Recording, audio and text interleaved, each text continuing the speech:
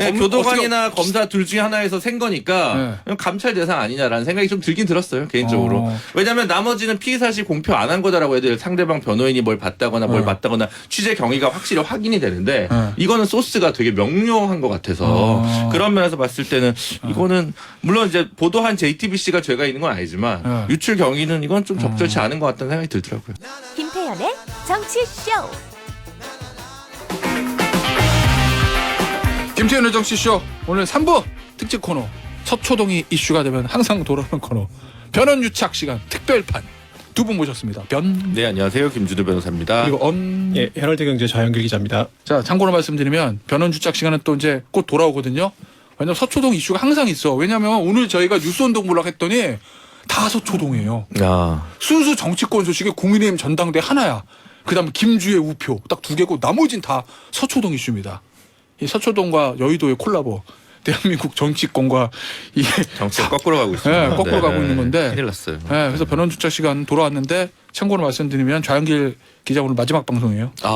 네, 이제 볼 수 없습니다. 근데 진짜 간만에 들으신 분은 이 코너가 계속 고정 코너였던 줄 착각하실 것 같은데 지금 되게 오랜만에 하는 저도 겁니다. 예전에 뭐 그동안 감사했다고 인사드리고 나서 자꾸 이렇게 나오니까 되게 민망하네요 지금. 근데 예. 좌 기자 오늘 진짜 마지막 방송이에요. 넘어가시죠. 이제 못 봐. 김태현의 정치쇼에서 그런 일이 있어. 그렇죠. 네. 궁금한 분들은 기사를 통해서 확인해 보시길. 야. 기사도 나요. 에?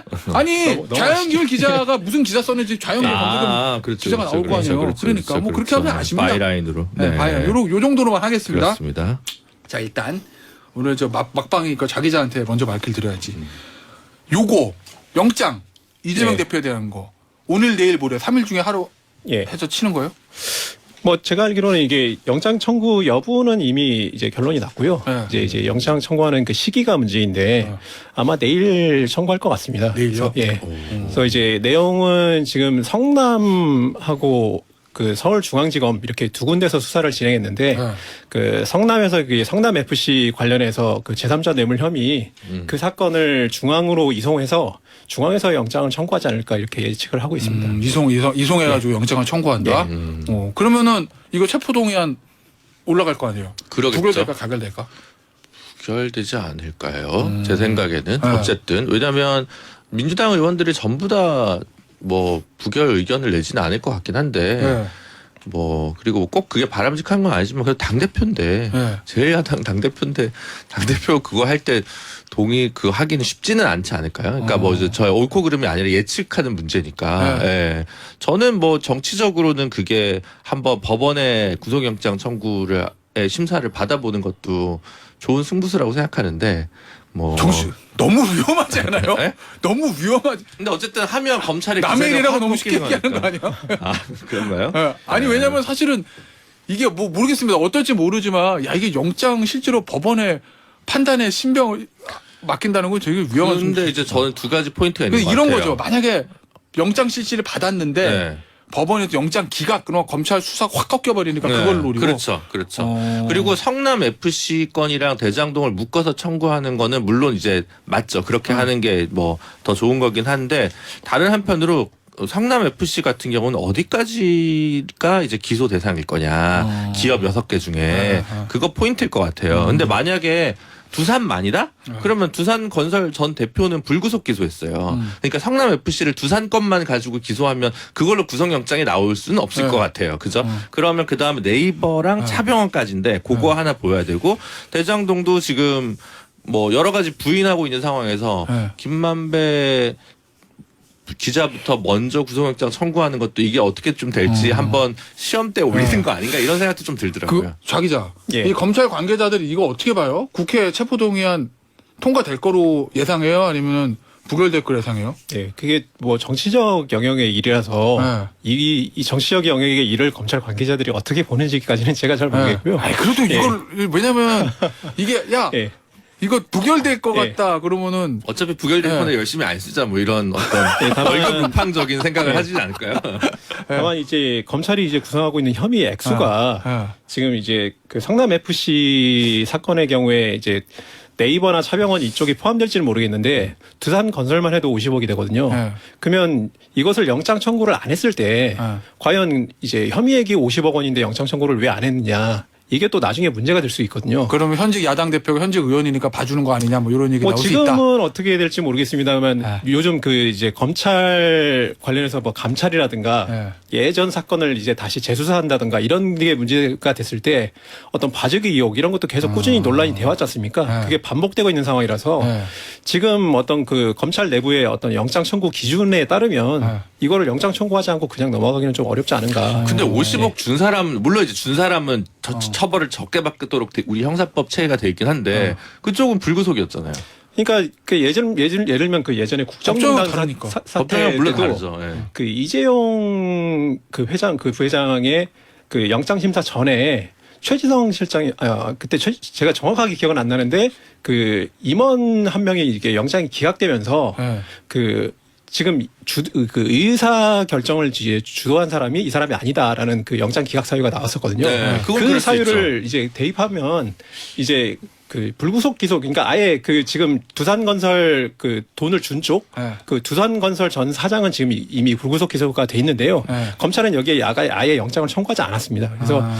그 말씀하신 대로 이쪽을 불구속 기소했으면 이제 이재명 대표도 이제 불구속 기소해야 되는 거 해야 되는 게 아니냐 이렇게 뭐 논리가 성립할 수도 있는데 저 거꾸로 얘기하자면 이쪽은 본체가 아니기 때문에 불구속 기소했고 준 사람은 예, 네. 이쪽이 받은 쪽 이제 요구를 하고 받은 쪽이 본체다라고 판단을 한다면 영장 청구를 좀 할 수도 있다. 그럴 수도 있는데 저는 이제 액수에 따라서 그건 좀 가감인데 액수가 크니까 왜 안 했나 싶은 거죠. 어쨌든 자기자 얘기는 검찰은 정치적 상황과 상관없이 이게 피의자가 일반인이었으면 당연히 영장 취사하냐 이렇게 본다라는 거죠. 예, 그러니까 정치적 고려는 하겠죠. 정치적 고려는 하겠으되 이제 이 액수가 영장을 이제 청구하지 않기에는 너무 좀 이렇게 크게 이제 구성이 돼 있다.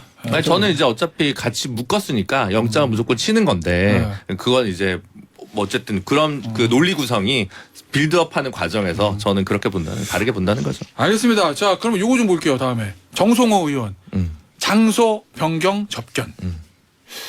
이게 지금 김준우 변호사는 어떻게 봐요? 저는 이제 상황을? 이런 걸 못 해봤죠. 저희가 이제 설명을 다 사실관계는 앞서서 저희가 설명을 드렸고 네, 우리는 할 일 없지. 그냥 변호인 접견 들어가면 되니까. 그렇죠. 변호인 접견 들어가면 녹음도 안 돼. 아무것도 안 돼. 하고 싶은 얘기 시간 제한 없이 1시간이고 2시간이건 변호인 접견은 그렇습니다. 청취자 여러분. 저 일반 접견 같은 경우에는 하루에 한 번 10분. 하루에 한 번 10분. 이렇게 가림막 10분이면 있는 데서. 가림막이 있고 그거는 다 녹음이 돼요. 예. 그리고 행영법상 검사가 그 녹음 내용을 받아볼 수 있어요. 공식적으로. 그렇죠? 그리고 이 장소 변경 접견이란 거 구치소장 허가를 얻어가지고 그냥 독립된 공간에서 하는데 가림막이 없어. 그리고 녹음은 안 되는데 옆에 교도관이 적어. 예. 예, 한 30분 정도. 그리고 제일 수월한 게 변호사들 하는 변호인 접견인데 이건 뭐 시간 제한도 없고 교도관이 볼 수는 있는데 뭐 하느라고 들을 수도 없고 물건만 주고받지 않으면 그쵸. 진짜 은밀한 얘기를 다 할 수 있거든요. 물건 주고받다가 가끔 이제 뭐 담배 넣어주고 이러다가 변호사도 징계받고 이런 일들이 좀 있습니다. 근데 그거 네. 아니면은 편하게 그냥 얘기할 수 있죠. 근데 어제 정성호 의원이 했다는 거는 네. 장소 변경 접견. 그냥 이런 생각 들었어요. 두 가지. 근데 하나는 세 가지구나. 하나는 정성호 의원 본인이 율사니까. 변호사. 네, 변호사니까 이제 뭐 내가 얘기하는 게 녹음이 되겠어? 라고 잠시 인지 부조화를. 옆에 적고 있을 거 아니에요. 아니 그렇긴 한데 뭐 그냥 크게 신경 안 썼을 수도 있고 그런 게 있고 두 번째로는 이 하나하나 말에 그렇게 의미가 있을까? 왜냐하면 작년 12월에 갔는데 이재명 대통령 될 거니까 이대로라면. 그러니까 저는 처음에 그 기사 보고 무슨 21년 12월에 만났다는 줄 알았어요. 22년 12월이에요. 22년 12월에 이재명 대표 뭐 이대로 가면 대통령 될 거다 이런 얘기했다는 건 사실 그냥 모든 말에 있어서 그냥 격려와 그냥 응원과 그냥 그러니까 굉장히 정제된 언어들을 사용해서 한 대화는 아니겠구나. 그냥 이제 추워 올리고 이제 격려하는 차원이다 이런 생각이 들고 세 번째는 이거 어떻게 취재한 거지? 네, 한동훈 장관이 이거 조사하게 해야 되는 거예요. 교도관 이거 나가도 되나요? 저는 아니, 장소 이거는 접견을 몰라가지고 제가 알기로는 제가 아는 네. 겁니다. 행영법상 검사가 볼 수 있어. 이 면담 기록. 검사밖에 못 볼 거 아니에요. 이거. 그러니까 검사가 교도관이 교도관이구나. 적은 거를 검사가 보는 것까지는 문제가 없는데 네, 교도관이나 검사 둘 중에 하나에서 생 거니까 감찰 대상 아니냐라는 생각이 좀 들긴 들었어요 개인적으로. 왜냐하면 나머지는 피의 사실 공표 안 한 거다라고 해야 돼요. 상대방 변호인이 뭘 봤다거나 뭘 봤다거나 취재 경위가 확실히 확인이 되는데 이거는 소스가 되게 명료한 것 같아서 그런 면에서 봤을 때는 이거는 물론 이제 보도한 JTBC가 죄가 있는 건 아니지만 유출 경위는 이건 좀 적절치 않은 것 같다는 생각이 들더라고요. 자, 우리 자 기자는 어떻게 봅니까 이거? 일단 두 개. 검찰은 이 사안을 왜 중요하게 보는 거예요? 그러니까 이게 제 개인적인 생각으로는 이게 이렇게까지 그 크게 논란이 될 만한 일인가 싶습니다. 근데 이제 저는 그 민주당도 그렇고 검찰도 그렇고 이 사안에 좀 과하게 반응하는 이유는 그 정진상 실장의 어떤 혐의 구성이나 무슨 공소유지 이쪽이 아니라 어차피 지금 정진상이라든가 김용이라든가 이분들은 진술을 아예 안 하고 있거든요. 그래서 이분들을 단속한다 한들 말을 안 하고 있는데 앞으로 뭐 단속을 잘해라 이런 거는 큰 의미는 없을 것 같고 다만 이렇게 어차피 말 안 하는데 단속을 격한 반응이 나오는 것은 이재명 이제 대표에 대한 영장 청구를 지금 앞둔 직전이기 때문에 이제 예를 들어서 그 이재명 그 회유를 했다는 정황이 있게 되면 그 이재명 지사 대표가 이제 영장 심사를 할 때 불리하게 작용할 수 있거든요. 증거인멸. 증거인멸의 우려가 있다. 이런 식으로 이제 불리하게 작용할 수 있기 때문에 이 점 때문에 이제 양쪽 다 이렇게 좀 과하게 반응을 하고 있는 것 같습니다. 검찰도 야 이게 저 관련자 회유예요. 이렇게 일종의 빌드업이네. 그러니까 민주당도 그렇고. 그러니까 이거는 그냥 검찰의 입장인데요. 평가는 뭐 이제 뭐 다 각자 하시겠지만 검찰은 이겁니다. 그러니까 정성 의원이 변호인이 아니지 않느냐. 이제 변호인이 가서 그 뭐 이런저런 이제 조언을 했으면 그 큰 문제가 없겠는데 변호인이 아니고 이제 어떤 그 유력 정치인, 그 이제 이재명 대표의 이제 측근으로 분리되는 이제 친명계 정치인이 가서 그런 말을 했다는 것 자체가 좀 알리바이라든가 이런 말을 했다는 게 좀 부적절하지 않느냐. 그러니까 변호사 정성호가 아니라 사전 의원 정성호다 이렇게 보는 거구나. 뭐 검찰의 뭐 입장은 그런 거죠. 그러니까 그게 하나 있고 이게 아까 말씀하신 그 접견 그 형태가 방식이 이제 일반인들은 조금 어려운 그 접견 방식이기 때문에 형평성 논란도 좀 있다. 뭐 이런 얘기도 좀 하고 있습니다. 뭐 그런 건 있어요. 거기 갇혀 있는 저 수용자들이 제일 원하는 게 가족들이랑 장소 변경 접견하는 거. 요걸 제일 원하긴 하고. 회장님들이 자주 하시는 거죠. 아무나 하진 못하지. 이거 하려면 좀 회장님 타이틀이 있거나 정치인 타이틀이 있거나 좀 소위 말하는 범털들이 좀 하는 뭐 이런 거긴 해요. 야. 근데 이거 아까 말씀드렸던 저 김준호 변호사 제기했던 의문. 이 보도 경위. 요거는 어떻게 보겠어요? 뭐 보도 경위는 뭐 JTBC가 보도를 한 경위는 그러니까 이게 기자들은 항상 이게 그 취재 경위를 절대 밝히면 안 되는 거라 저희가 외부에서 좀 알기는 어렵고요. 다만 뭐 그 이제 검찰이 출처일 것이다라는 것은 뭐 합리적인 의심은 할 수 있을 때 그런 경향이 있어요. 그러니까 이제 어떤 사건에 대한 검찰 수사 중인 사안에 대해서 그 이제 취재를 하는 경로는 굉장히 다양한데 꼭 이 사안만이 아니더라도 이게 뭐가 나오면 항상 이제 검찰발 보도다, 검찰 받아쓰기다. 저도 그건 되게 싫어하는데 요건은 교도관 아니면 검사이기 때문에 뭐 그렇게 상대방이 없어요. 합리적인 의심은 해올 수 있다고 생각합니다. 자 기자가 이 사건이 요 문제가 개인적으로 그렇게 중요하지 않은데 왜 민주당 검찰이 이렇게 과하게 반응했는지 모르겠다 하셨잖아요. 개인적으로 중요하지 않다고 보는 이유는 뭐예요? 일단 그 아까 말씀드린 대로 이게 정진상 김용 이쪽이 그 굉장히 이게 진술을 먼저 했고 진술을 번복했을 경우에 앞으로 이제 공소 유지라든가 이재명 대표에 대한 영장 청구에 이제 큰 영향을 미칠 수 있는 인물들이라면 어떤 그 진술을 오염시킨다든가 이렇게 약간 회유를 했다든가 이런 게 좀 유의미할 수 있겠죠. 근데 그 김용 정진상 이 두 사람은 어차피 이재명 대표하고 약간 운명 공동체거든요. 그리고 지금 유의미한 진술을 아예 하지 않고 있기 때문에 일단 회유를 했다는 그 정황 자체가 결과론적으로 그렇게 큰 영향을 미칠 수 있는지는 잘 모르겠습니다. 알겠습니다. 김만배 씨 얘기해 보죠. 언제예요 영장실질심사 자 기자? 저 범죄수의 은닉 가지고. 이미 쳤죠 검찰은 영장 청구는. 영장을 청구를 했습니다. 이거 김준호 변호사 나올 것 같아요 영장?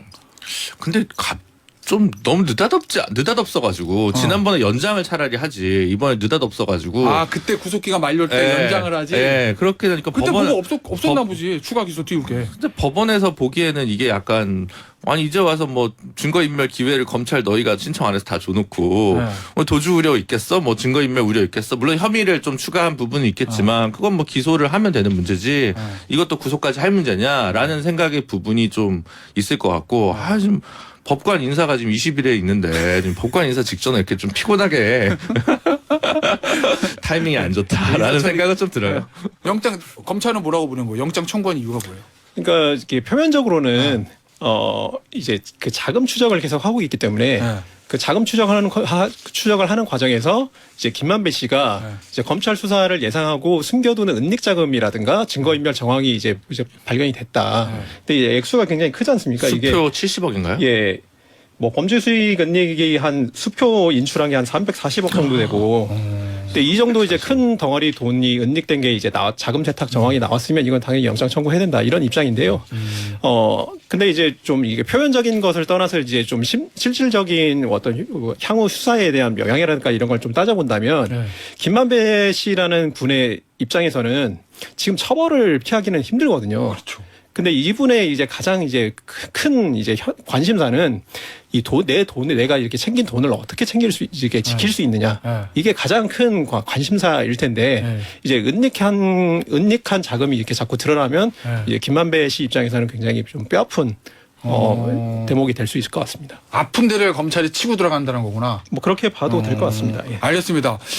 마지막 주제 한 2분 정도 남았는데 김건희 여사 도이치모터스 관련된 거 김준우 변호사 1심 판결문으로 공개됐어요. 네. 민주당하고 대통령실 해석이 완전 달라요. 네. 공소시효는 복잡하니까 빼고 공소시효는 일부 살아있죠. 그러니까 살아 있는 거고 네. 요거만 물을게요. 네. 전주 네. 손모 씨가 무죄 나왔잖아요. 네. 근데 대통령실에서는 야 이거 봐. 이 손모 씨는 엄청나게 거래 많이 하고 돈도 많이 된 사람 무죄인데 그거보다 거래 적게 하고 돈 별로 안 된 여사는 당연히 무죄지. 이렇게 얘기하고 민주당에서는 무슨 소리야. 그 전주 손모 씨는 도이치모터스 권 회장이랑 별로 관계가 없는데 여사는 되게 친하잖아. 되게 친하고 내부자라고 할 수 있다. 예. 그러니까 유죄 나올 수도 있어. 이게 네. 민주당 해석이거든요. 네, 네. 뭐가 맞아요? 대통령실에서 민주당 해석. 아니 그건 수사해봐야 알겠지만 아, 그래요? 현재까지 보도된 거나 1심 판결 보도자를 보면 손모 씨는 네. 마이너스예요. 이 투자에서. 네. 이익을 못 봤어요. 네. 김건희 여사는 뉴스타파 보도에 따르면 이익을 봤어요. 네. 일단 그게 좀 다르고 네. 그다음에 그 전주 중에 일부가 그때 약식 기소가 됐는데 이분 1심 선고가 안 나왔어요. 이분들. 네. 그렇죠. 그래서 원래 불구속 기소, 구속 기소돼서 합쳐서 9명 있고 별도로 약식 기소되는 사람인데 법원에서 직권으로 정치재판 회부했거든요. 그래서 그 앞단에 있는 9명 냈는데 그 불기소 기소된 사람들과 약식 기소된 사람들 어디쯤에 네. 김건희 여사가 있는 것 같다는 합리적인 추정이 들어요. 네. 그래서 그거 보고해야 되는 건데 그래서 저는 수사의 가치는 오히려 있다. 특검은 약간 과할 수도 있지 않을까? 근데 만약 그러니까 수사를 아예 진도를 검찰이 너무 안 빼면 한두 달 기다렸다가 혹은 약식 기소된 그분들 선고 나고도 진도가 안 나가면 그때 특검은 진짜 피하기는 어렵지 않을까? 김준우 선생님 요 판결문 가지고 저는 판단하기 어렵다는 것 같고 수사할 가치가 있다. 수사할 가치는 있다는 네. 거고 자 자기는 어떻게 봅니까? 예. 저거 수사할 가치가 있다는 거는 뭐 당연한 얘기고요. 네. 예, 검찰이 지금 제일 잘못한 것은 네. 김건희 여사를 소환 조사를 안 한 겁니다. 이제 소환 조사를 그러니까 저희도 지금 구체적인 내용을 모르고 약간 밖에서 그냥 떠들고 있는 거지 않습니까? 판결문 보고 해석하는 예. 거죠. 근데 이제 그 김건희 여사를 불러서 네. 구체적으로 어떤 역할을 했는지를 확인해야 되는 그 과정을 거쳐야 되는데 네. 그거를 아직 거치지 않은 거는 이거 명백하게 검찰이 이제 비판을 받을 만한 요소인 거죠. 예, 그러면 예. 대통령실 해석이랑 민주당에서 누가 맞다고 그러니까 보세요? 서로 자신들이 유리한 것만 내놓고 있는데요. 네. 이제 대통령실은 그 손모 씨라는 사람이 이제 전주 그러니까 돈을 낸 사람인데 이제 그 무죄가 나왔다. 근데 거기 판결에 보면 단순히 그 이제 주가 조작 사실을 알았거나 계좌를 빌려준 것만으로 그 이제 유죄가 나올 수는 없고 이제 주가 조작이 공범이 될 수는 없고 거기서 가담해야 된다? 이제 공모 이제 가담을 했다는 그 구체적인 정황이 나와야 된다. 이것을 대통령실에서는 강조하고 있는 것이고요. 근데 이제 그 민주당 입장에서는 그 공소시효가 이미 끝난 부분 그거 외에도 그 있다? 이후에도 계속 계좌가 활용된 게 명백하게 판결문에 드러나기 때문에 이 부분을 발췌해서 주장을 하고 있는 것 같습니다. 알겠습니다. 변호사 여기서 마무리할게요. 김준우 변호사, 좌한기 기자였어요. 좌한기 변호사 오늘 막방이었어요. 예. 안녕. 감사합니다. 고맙습니다. 감사합니다. 예.